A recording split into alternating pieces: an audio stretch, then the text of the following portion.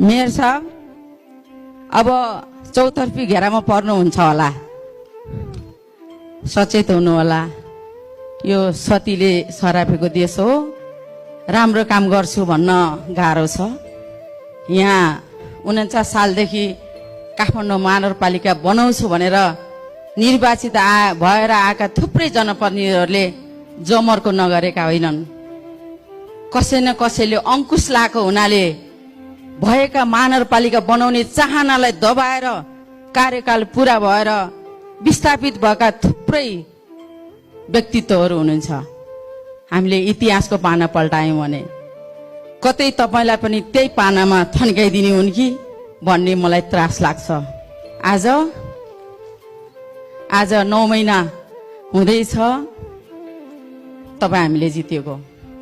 यो 9 महिनामा फुटपाथको काया पलट गर्नु भएको छ। सिङ्गो महानगरपालिकाको स्वरूप परिवर्तन गरिदिनु भएको छ। आम असल आँखा र असल मन भएका मान्छेले तपाईका तारिफ गरेका छन् होला। व्यक्तिगत रूपमा काम गर्ने सवालमा व्यक्ति विशेषलाई कहीँ न कहीँ आघात पर्यो होला। कहिले लोभले, कहिले लाभले आफ्ना अभिष्ट कुराहरू पूरा गरिरहेका मान्छेले पूरा गर्न नपाउँदा विरोध गर्नु स्वाभाविक हो। तर समग्रमा आम महानगरवासीले तपाईले गरेको कामको तारिफ गरेका छन्।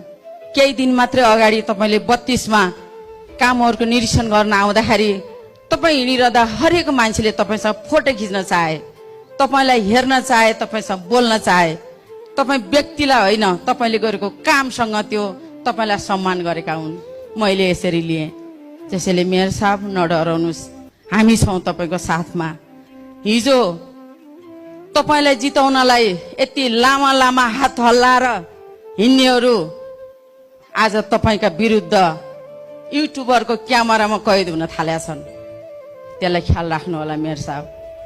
तपाईले स्वतन्त्र रूपमा जितेर गरेका राम्रो कामको जर्दी लिएर जित्ने अभिष्ट पूरा नभएकाहरू तपाईमाथि खनिन सक्छन्। त्यसलाई पनि तपाईले ख्याल गर्नु होला।